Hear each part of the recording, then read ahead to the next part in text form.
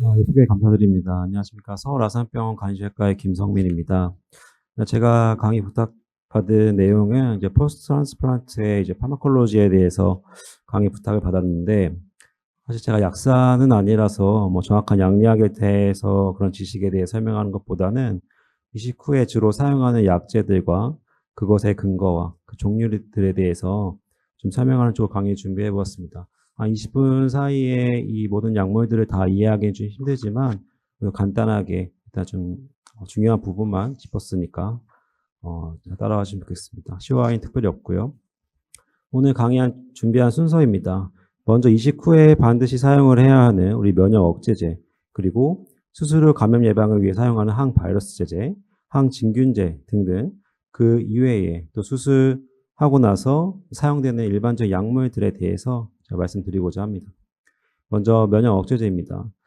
일단 면역 억제제를 설명하기에 앞서서 일단 역사에 대해 한번 살펴볼 필요는 있습니다. 우측에 보이는 이 사진은 간이식을 처음으로 성공적으로 시행한 토마스 스타즐의 모습이고, 1963년에 열린 컨퍼런스에서 스타즐이 아다스티오프린과 프레들니솔론의 조합으로 신장 이식에서의 성적을 향상시킨 것을 보고하였습니다. 그 이후에 신장 이식에서 ATG, AAG와 같은 추가적인 유도 요법을 시도하였었고, 1967년에 세계 최초 간이식을 성공할 때도 아다스티오프린과 스테로이드 그리고 AAG를 같이 사용하게 되면서 일단 그렇게 보고를 하였었습니다. 이후에 1978년도에 그 란셋의 아래 두 가지 연구가 이제 실리게 되었었는데, 이제 골수 이식 후에 이식 편대 숙주 반응의 감소, 그리고 신장 이식에서 사이클로스포린 A에 좋은 결과가 있다고 발표가 되면서 80년대 사이클로스포린을 사용한 면역 억제 요법들이 주를 이루게 되었습니다. 그 이후에 1994년도에 타크로리무스라는 약물이 FDA 승인을 받게 되면서 장기 이식이 비약적으로 성적이 향상되는 것을 볼 수가 있었고, 현재는 1차적인 약제로 지금 사용하고 있는 약물입니다. 좌측은 면역억제제 개발에 대한 시대별로 정리되어 있는 그림이고, 앞서 말씀드린 대로 초기에는 아자스오프린과 스테로이드를 사용하다가 80년대 사이클로스포린의 개발, 90년대는 타크로리무스, 이후 MMF, 에브로리무스 등의 약제들이 개발되었습니다. 2022년도에 미국 이식학회에서 발표한 보고에 따르면 우리가 유지 면역 억제, 메인터넌스 면역 억제제로 키드니, 판크레스, 리버, 인테스틴 대부분의 이식 장기에서 타크로미스 베이스 레지멘이 주를 이루고 있고, MMF와 스테로이드를 추가로 사용하는 것을 보고할 수 있습니다. 그렇다면 이런 면역 억제제는 어떤 기전에 의해서 면역 억제가 되는 것인지 좀 알아볼 필요가 있겠는데, 크게 세 가지 우리가 시그널을 설명합니다. 시그널 1이라고 하는 부분은 먼저 항원 제시 세포가 이제 MHC 몰레큘에 안티젠을 이제 제시하게 되면 T셀이 TCR에서 그걸 인식하는 단계입니다. 이러한 T세포는 시그널 1로만 완전히 활성되는 것은 아니고 추가적인 보조 신호, 코스티뮬라이트 시그널이 필요하게 되는데, 그게 이제 B7과 T셀의 CD28 간의 이제 결합을 통해서 전달되게 됩니다. 이 과정이 시그널 2이고요. 이후 이제 네이브 T셀이 이펙터 T셀로 변화가 되고, 칼시누린 패스웨이 통해서 인터루킨 2를 통해서 사이토카인을 분비하고, 특히 인터루킨 2를 분비를 하며 그걸 통해서 이제 프로리퍼레이션, 코로나 익스펜션을 시키게 됩니다.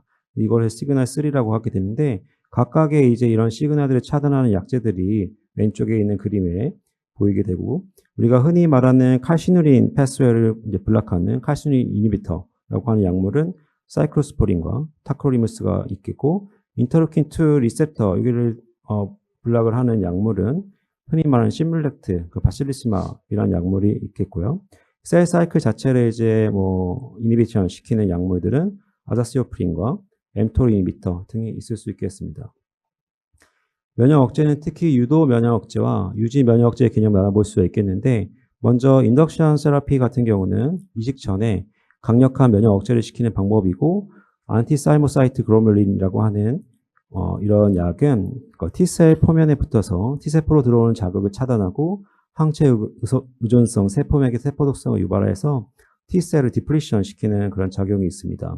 인터루킨 2는 인터루킨 2 리셉터 안타고니스트인 시뮬렉트는 앞서 보신 그림과 같이 그쪽을 블락을 하면서 T셀의 분열과 분할을 이제 막게 되는 그런 약물입니다. 유지 면역 억제제는 결국 거부 반응을 장기적으로 예방하기 위해 사용되는 약물들인데 우리가 흔히 말하는 칼시누린 이니비터, 안티메타볼라이트, 스테로이드 등이 있고 2024년 유럽 간악회 가이드라인에 따르면 레날 펑션을 프리저빙하기 위해서는 다른 면역 억제제를 같이 사용하면서 타크로리무스의 레벨을 낮추는 것을 권고하고 있습니다. 이는 또한 이식 후에 신기능 전환의 리스크가 있는 환자에서는 바실리시맙 인덕션 후에 타크로리무스는 천천히 사용하는 게 권고된다라고 제시되고 있는데 이는 칼시누린 이니비터의 흔한 부작용 중에 하나인 레날 톡시시티 때문입니다.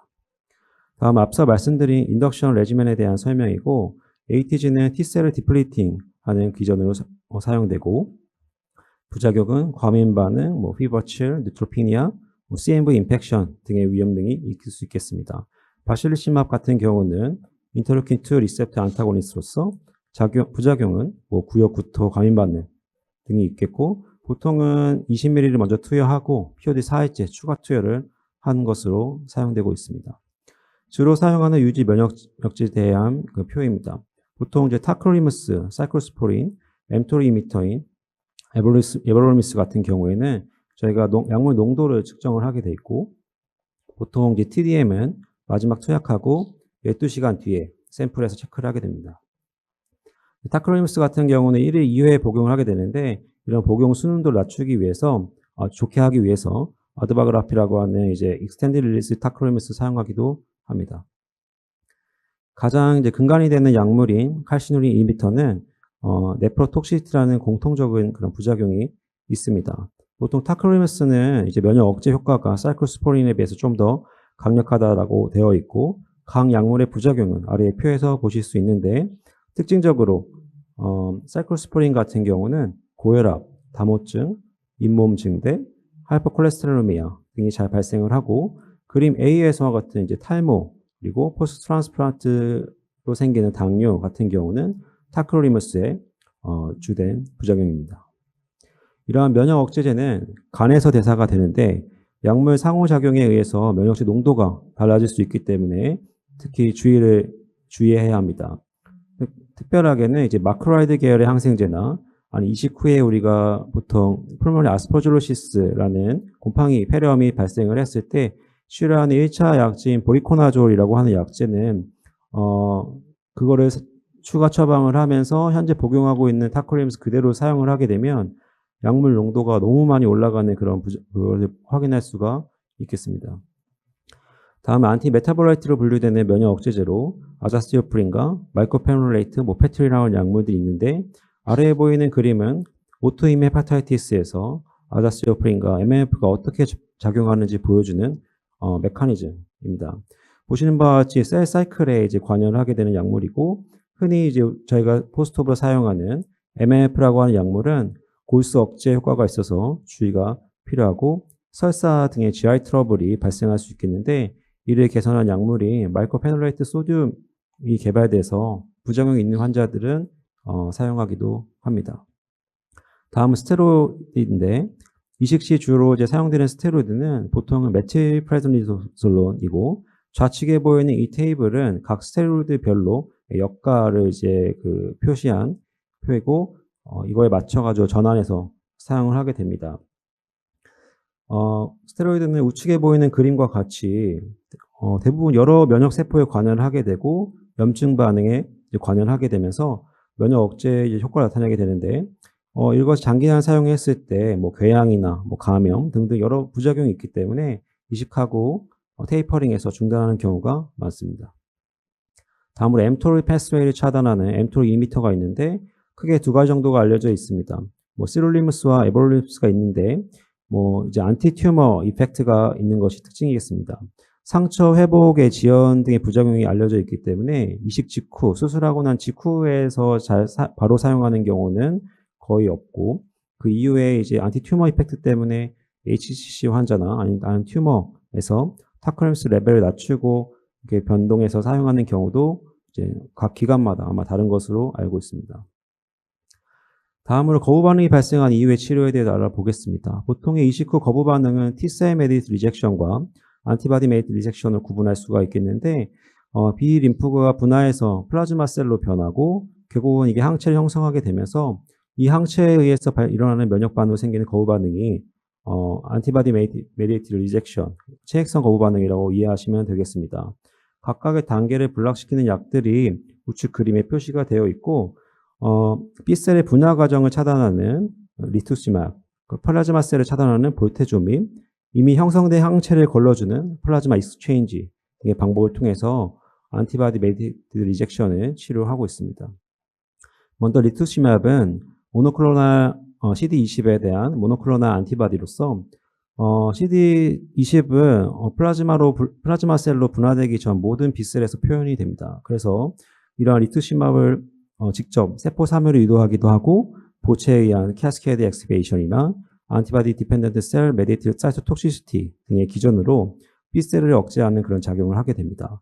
주로 항체맥의 면역 반응이나 아니면은 혈액형 부적합 이식에서 전처치 혹은 이식 후에 림프구 증식 질환 PTLD라고 하는 그런 질병의 치료 등에 사용되기도 합니다. 대부분 센터에서의 혈액형 부적합 이식 시에 리투시막을 전처치로 사용하는 프로토콜을 사용하고 있고, 이것은 저희 병원의 이제 프로토콜인데 보통 한 2, 3주 전 리투시막을 투여를 하고 플라즈마 페레시스를 그 이후에 시행을 하면서 이미 형성된 항체를 걸러주는 그런 작업을 시행합니다. 볼테조밉이라고 하는 약은 이제 플라즈마 셀의 상체를 지속적으로 생산하게 되는데, 이미 분화된 플라즈마 셀인 CD20을 이제 발현하지 않기 때문에 리투시막으로 치료를 할 수 없는 경우가 있습니다. 본래 다발성 골수종에서 이제 사용되었던 약물인데, 이것을 이제 골수 내에서 플라즈마 셀의 에이팝토시스를 유도하면서 항체 생산을 억제하는 역할을 하게 되고, 이식 전 타액 감정 요법 등 치료에 반응하지 않는 AMR 등의 경우에도 사용하기도 하는데, 부작용으로는 스롬보사이토페니아나 유트로페니아 등이 있을 수 있습니다. IVIG는 여러 항체 맥의 반응에 관여하게 되는데, 자가 항체를 중화하거나 아니 여러 리셉터를 블락을 하는 여러 복잡한 기전을 통해서 이뮨 모듈레이션의 역할을 하기도 하고, 항체 맥의 거부 반응 혹은 자가면역 질환에서 주로 사용할 수가 있습니다. 다음은 감염 관련된 약제에 대해서 알아보도록 하겠습니다. 이식 후에 반드시 사용해야 되는 면역 억제제로 인해서 시간이 지남에 따라서 면역력이 감소가 되면서 발생하는 질병들이 특징적으로 있습니다.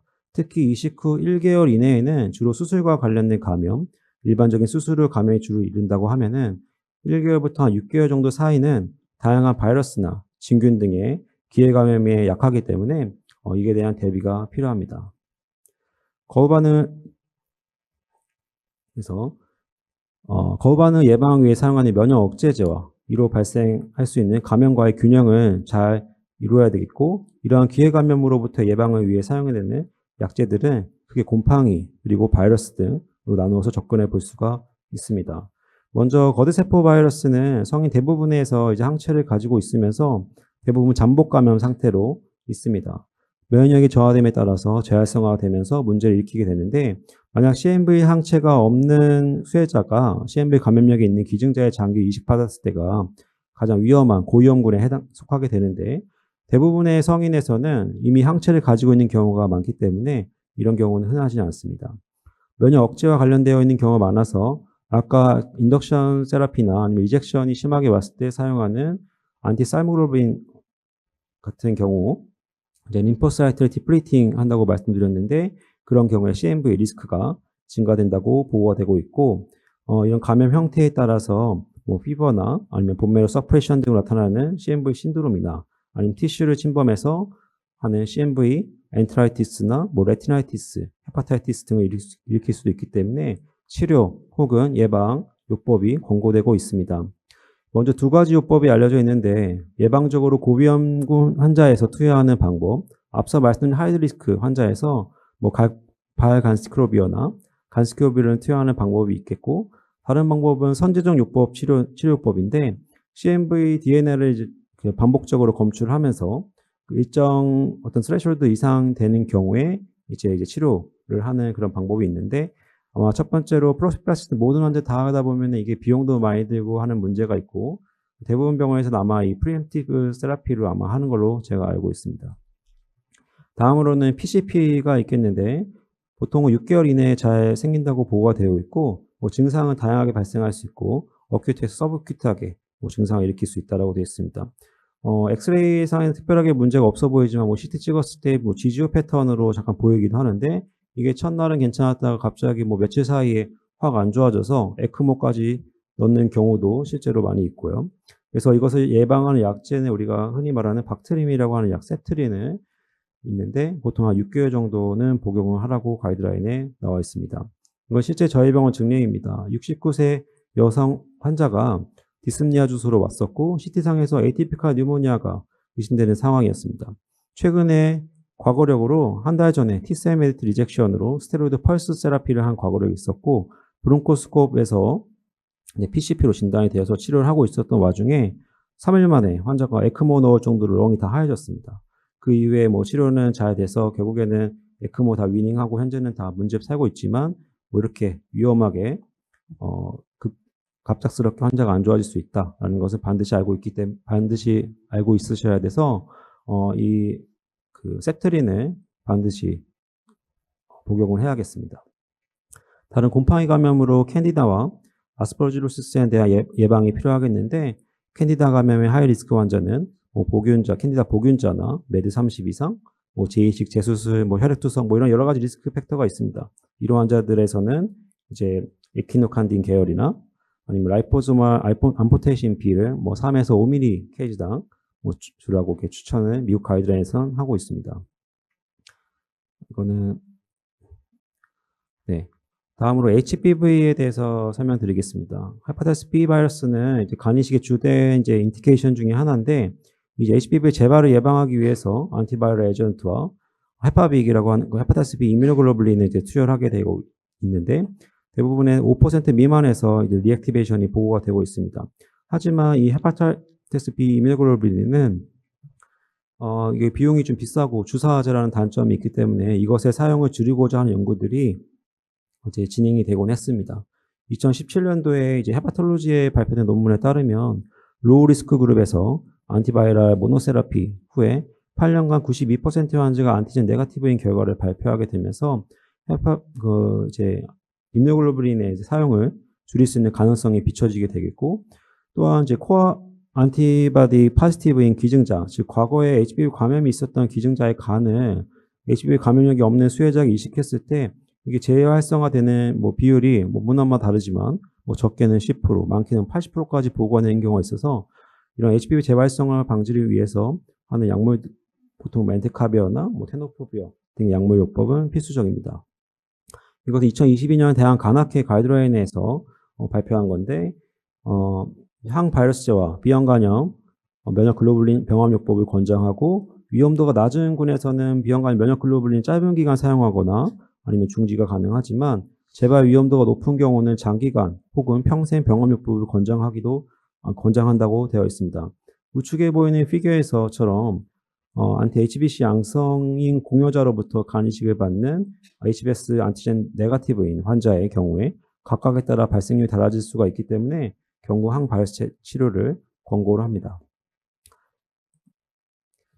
다음으로 헤파타이티스 C 바이러스는 과거에는 치료제가 매우 제한적이고 재발도 잘 했던 질병이지만 범유전자형 다이렉트 액팅 바이럴 에이전트의 개발로 인해서 획기적인 변화를 맞이하게 되었습니다. 2020년도 이제 유럽 간학회 가이드라인에서도 이전에 유전자형을 중심으로 세분화해서 치료했던 것보다 간결하고 이제 단순하게 가이드라인을 발표하게 되면서 이제 좀 더 이제 치료하는 것이 좀 더 이제 수월해졌다고 볼 수 있겠는데요. 그래서 이제 치료 기간이 짧아졌고 또 지속 바이러스 반응 뭐 SVR이 뭐 95% 이상으로 향상되면서 유전자형에 따라서도 차이가 거의 없는 것으로 지금 최근에 보고가 되고 있습니다. 이건 유럽 간학회에서 따온 건데 메드 20보다 낮은 환자에서 항바이러스제 투여 이후에 리버 펑션이 호전되어서 간 이식의 필요성 자체 낮출 수 있다. 뭐 그런 보고도 있고 20점이 넘는 경우에는 메드 점수가 낮아져서 이식 대기 순서가 뭐 낮아지는 그런 이제 아이러니한 상황이 발생할 수 있기 때문에 그래서 이제 이 시점을 잘 정해야 되겠고요. 이식 후에 HCV에 재발했을 때 그라프트가 간 경병증을 진행하거나 예후가 좋지 못하다고도 알려져 있는데 최근 연구들을 보면은 이런 이식 후에 DAA 사용으로 인해서 SVR이 96% 이상으로 높은 것을 봤을 때 어떠면은 이런 이식 후에 치료하는 것이 더 유리한 경우가 생길 수도 있다는 겁니다. 하지만 이제 이식후에는 저희가 주의해야 되는 것은 이게 면역 억제제와 아까 상호작용이 있을 수 있기 때문에 약제 선택에 매우 주의를 해야 되는데 크게 세 가지 약들을 기억하시면 되겠습니다. 마비레트, 메이크루자, 보세비 이 정도 세 가지 정도가 지금 보통 많이 쓰이는 약물인데 우측에 보이는 테이블에서 이 클루자 같은 경우는 면역 억제제와 거의 사교작용이 별로 없는 것으로 보고되고 있는 반면에 마비렉 같은 경우는 이제 단백 분해 효소와 이제 상호작용으로 그 면역체 상호작용을 하기 때문에 약물 농도를 좀 면밀하게 관찰할 것을 권고를 하고 있습니다. 2025년 시형 간염 가이드라인에서도 29 시형 간염이 확인된 경우에 항바이러스를 치료하되 가능한 면역체 용량이 안정된 상태에서 그 TDM이 엄청 들쑥날쑥하지 않은 상태에서 하는 것을 이제 권고를 하고 있습니다. 그 다른 약물들에 대해서는 간단히 알아보겠습니다. 안티스롬빈 3 같은 경우는 이제 간에서 합성되는 주로 항응고 단백질인데 이식 직후에 갑자기 확 감소를 하게 되는데 이게 수술 중에 발생 출혈이나 수혈 등으로 농도가 급감하게 됩니다. 그러면서 이제 이게 떨어지게 되면 스롬보시스를 유방할 수 있기 때문에 헤파티 아트리 스롬보시스를 이제 가장 치명적이기 때문에 이것을 이제 예방하기 위해서 사용하는 경우가 있고요. 아스피린 같은 경우도 이제 이러한 것을 예방하기 위해서 동맥 혈전증 예방하기 위해서 사용되고 있는데 이러한 것들 자체들이 사실 어떻게 보면 출혈의 경향성을 또 높일 수 있기 때문에 사용에는 그런 조심스럽게 접근해야 될 문제고 무조건 사용해야 된다 그런 건 아닙니다. 요약하면 유도 면역제제는 이제 보통 많은 병원에서 아마 심렉트가 사용되는 것을 알고 있고요. 유지 면역 억제제는 타크로미스를 베이스로 해서 MF나 스테로이드 등이 추가가 되고 다른 면역제제 추가해서 타크로미스 랩을 낮추는 것이 신기능 보존에는 좀 유리할 수 있겠다. 감염 예방에는 1개월에서 6개월 사이가 기회감 리스크가 높기 때문에 각각에 맞는 이제 그 예방을 하는 것이 중요하고 면역제제 상호되는 약물에 대해서 TDM에서 유의해서 잘 확인해야 될 것 같습니다. 예, 경청해 주셔서 감사합니다. 혹시 좌중에 질문이나 코멘트 있으시면 해주시기 바랍니다. 생각하시는 동안에 제가 질문 하나 드릴 텐데요. 사실 병원마다 사정이 좀 다를 텐데 환자 수도 다르고 어쨌든 면역 억제제를 사용할 때 TDM이 굉장히 중요하고 거기에 맞춰서 이제 환자 맞춤의학식으로 사실 이식은 면역 억제제를 사용을 하고 있고 용량에 맞춰서 그날그날 용량을 좀 이미디어 포스트 환자들은 좀 해야 되잖아요. 그 용량 결정을 이제 교수님들이 해주시면 그걸 이제 간호사님들이 또 환자들한테 이제 배분을 하시고 해야 되는데 혹시 아산의 그런 프로세스에 대해서 조금 간략하게 설명을 해주실 수 있을까요? 면역 억제제 농도 결정, 결과 확인부터 용량 결정, 그다음에 투여까지 이런 프로세스를 좀. 저는 보통 지금 중환자실을 환자들을 많이 보고 있는데 보통 아침 9시 그러니까 회진 시간이 또 겹치고 하다 보니까 아침에 이제 아침 미팅이 끝나고 한 7시에서 한 8시 사이에 면역 억제제의 농도를 저희가 컨펌을 보통 합니다. 하면은 이제 9시 정도에 투약이 되고 그다음에 스테로이드 같은 경우는 이제 월락에는 대부분 센터에서 아마 하루에 한 번 주는 거로 하실 텐데 저희는 최근에 또 스테로이드라는 이슈가 좀 있었습니다. 이제 그 매치 피드를 생산하는 업체 자체들이 지금 많이 줄어들게 되면서 이제 공급 자체가 많이 줄어들게 되면서 저희 병원은 이제 원래 하루에 4번 주는 거로 했었다가 지금 최근에는 이제 굉장히 크리티컬한 환자 빼고는 거의 하루에 한 번 주거나 2번 주고 나눠서 토탈 용량을 결정을 하고 저녁에는 보통 저희가 8시쯤에 투약을 하게 되는데 보통 오후 이제 피검사 결과를 보고 나서 이제 약물 농도를 컨펌을 하게 됩니다. 중환자실 환자는 이제 조금 더 크리티컬 환자들이 좀 많아서 그 농도가 보통 오전에 나오거든요. 나오게 되면은 이제 그때 이제 하고 체열은 그 마지막 투여하고 보통 12시간 뒤 보통 한다고 보시면 됩니다. 네. 참 간이식하고 쓰는 약들이 정말 많은데요. 그 약들에 대해서 참 정리를 잘 해주실 것 같습니다. 사실 그대로 마치면은 이번 세션이 너무 일찍 끝날 것 같아서 질문 하나 드릴까 하는데요.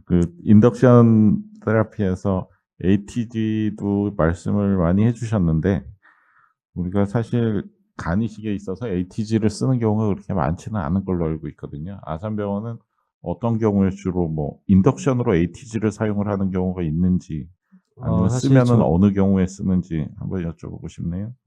예. 질문 감사드립니다. 사실